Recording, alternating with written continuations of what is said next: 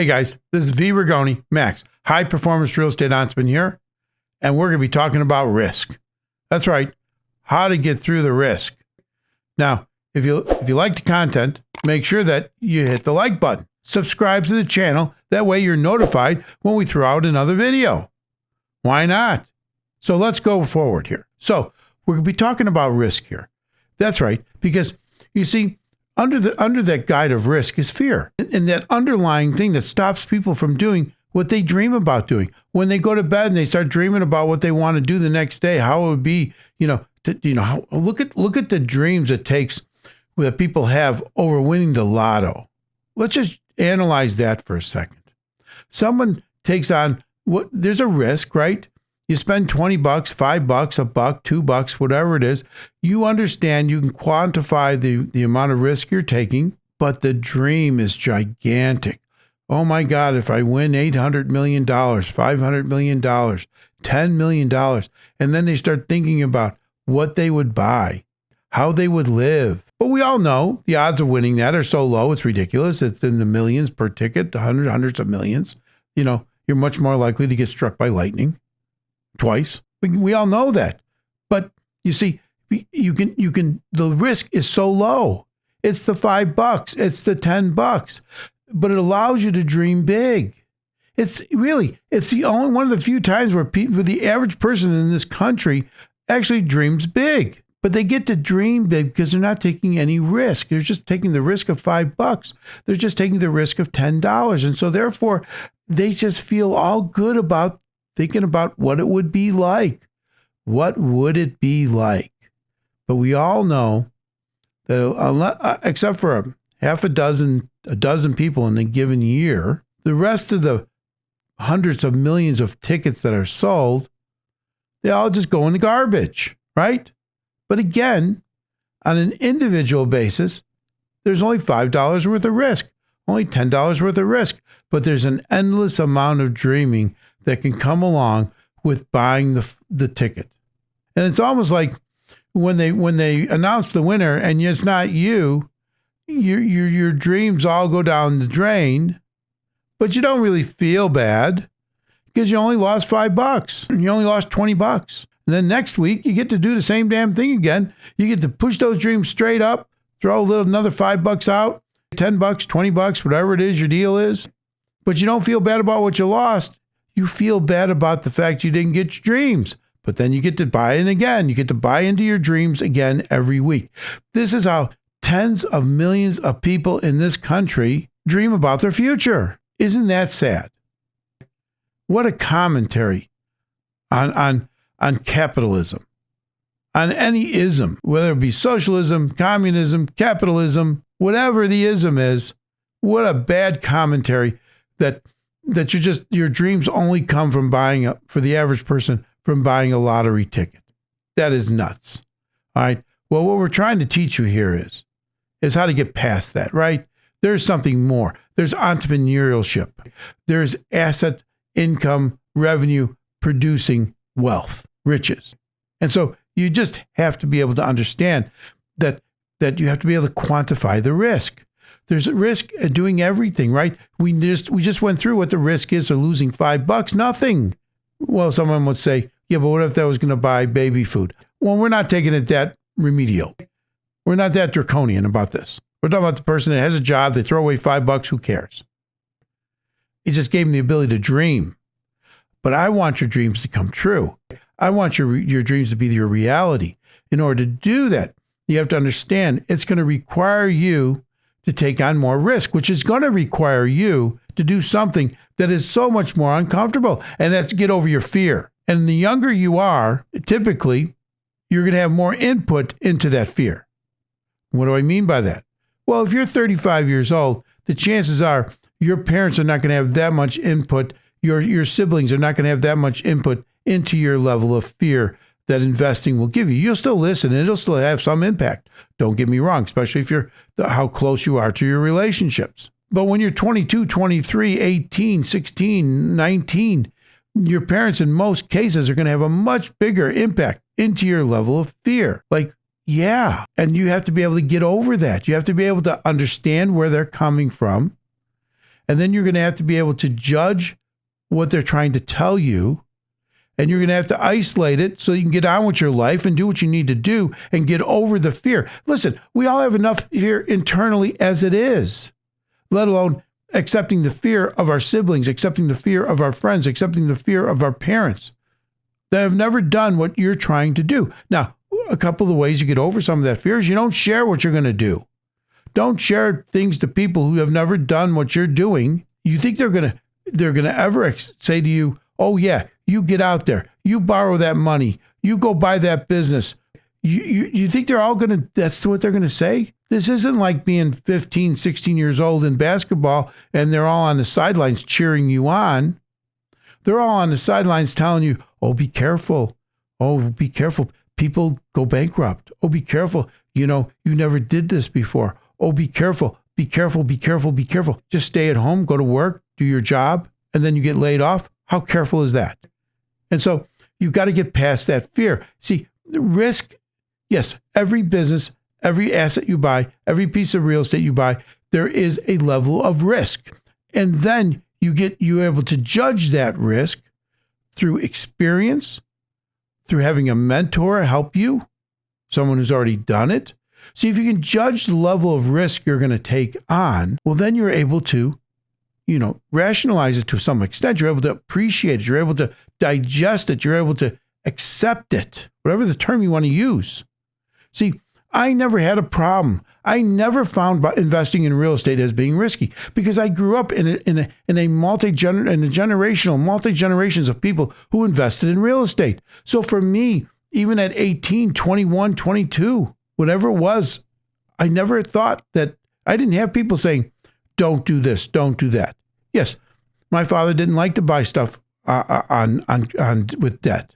Well, that was what he wanted to do, but he understood that real estate was still a good investment. He still bought it. He just paid cash. I couldn't pay cash. I had to use a mortgage. I never lost money in a real estate deal. Never. I've had some real estate deals where I had to hang on to it for a couple more years. People are going through that right now, where they have to hold on to the property for a couple more years, but it always ends up moving forward, going up. The rents go up, the property appreciates.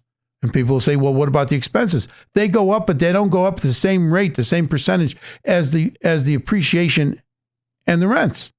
So when it came to buying real estate, I had no problem at all taking on that level of risk. Why? Because I could keep my fear in check. For me, borrowing money to buy real estate was like breathing. And I don't mean just for your house. The biggest risk you have is borrowing money to buy a single family home you're going to live in, or a condo you're going to live in. Why? Because if you lose your job, how do you make the mortgage payment? You see, when you buy a multifamily building, it's based upon the revenue of multiple tenants. Now, if you put the wrong kind of financing on it, like we've talked in the past, if you pay too much for it, you could screw up any good investment. Any good investment category. You could always buy at the wrong part of the cycle. You could always finance it inappropriately. You can screw it up.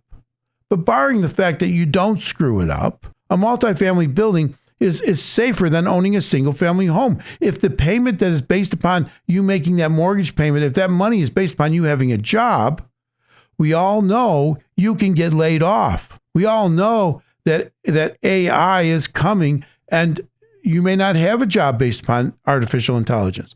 That's all coming down the block, guys. So my point is, I'm not telling you don't, do I agree that owning a single family home in most cases is the worst investment ever? It is. And I get it. If you live in Austin, Texas, and your property doubled in 4 years because Silicon Valley decided to move in, it was a great thing. But if you live in the Middle West and all you end up doing is getting minor appreciation with maximum taxation and higher insurance costs, you tell me how that's working out. But we're not here to slam home ownership. We're here to talk about the fact that you should literally have more fear because you're taking on more risk to buy a home you're going to live in than to buy an apartment building or even to buy a business. Because if you buy an asset, an income producing asset, and you borrow money to do that, that asset is generating the necessary money in order to pay back the loan. Oh, I get it. Someone's going to say, But what about the pandemic? Yes, there's black swan events that take place from time to time, and that was a big one. And it put some people out of business, and some people had to file bankruptcy. But the government also stepped in and gave you a whole shitload of money that you didn't have to pay back. And there were small business loans that you could have also gotten, along with the free money, at reduced interest rates and everything else with long extended periods of time. So there were ways for people to get through some of that. And I get it. If you owned a gym and you had to shut it down and you had zero revenue, yeah, it was tough. Okay. And most of that was because of the government, not because of the pandemic. It was their response to the pandemic. But they chose to respond in a way that put your business in jeopardy. And yes, government response, government intervention is a level of risk to any business. So I'm not talking about the black swan event. I get it. Timing has a lot to do with things at times. You can't control everything.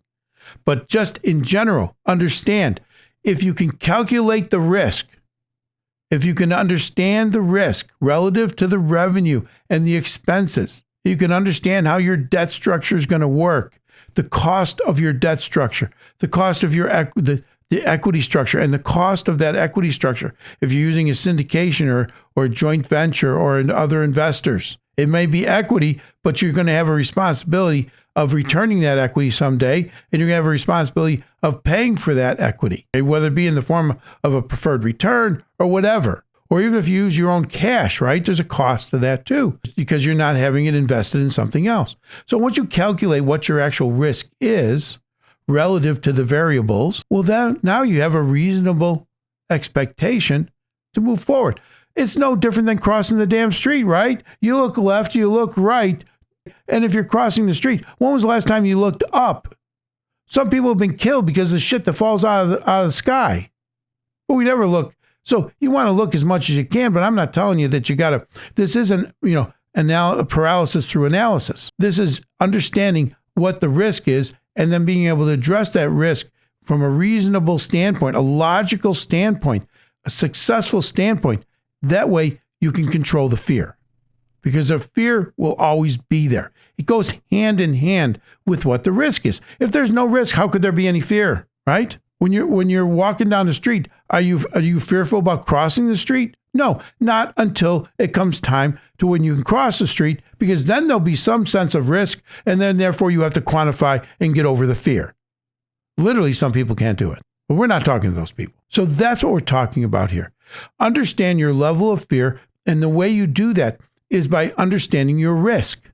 And how you understand your risk is through a reasonable amount of analysis and understanding of whatever it is you're attempting to do, whether it's a multifamily building, a single-family house, buying an asset and a business to generate income, understanding that business, that building, that single-family house, what the individual risks are as they break down. That's really the bottom line. It's no different than buying a stock. When you buy an individual stock, a stock has a whole lot of risk, right? It has governmental risk, because the government could change what's going on around the industry in which you're buying the stock in. Right? You could have, you could have tax risk. They could raise the taxes. You could have currency risk. If a lot of the revenue is made overseas, well, what is the currency exchange rates? Right? You could have governance risk. In other words, the corporate structure and who's running the company. You could have product liability risk. These are all risks that are inherent inside of buying a stock. And there's many more. But what it is that the one risk you don't have is that you can lose your money, but you can't lose a dime more than the money you invested. Whereas when you run a business and you borrow money to buy a building, to buy an asset, to generate revenue, yes, you could lose the business, but now you still owe the money. So just understand, what is the probabilities of that happening? Is it just going to happen? Is there a 50-50 chance you're going to lose your money? Well, that's not the kind of risk I want to take. When I invest in real estate, it's for the same reasons. I want to get wealthy through it, but I also want to protect my money. That's why when wealthy people get wealthy, let's say through Silicon Valley or starting a company, what they do with a big chunk of their money is they buy real estate, because they understand they can quantify the risks. So once you can quantify the risk, analyze the risks, accept the risks, once you can do all that, it will help you get over the fear of moving forward. I hope you understand that. I hope you got something out of this. If you did, then hit the like button, leave a comment, ask a question. Even if you didn't like it, I don't care. And subscribe to the channel. V. Rigoni, Max, high performance real estate entrepreneur. We are here to help you. Remember what I say. Think big. Start now. Grow fast. And let's make it happen. Talk to you soon.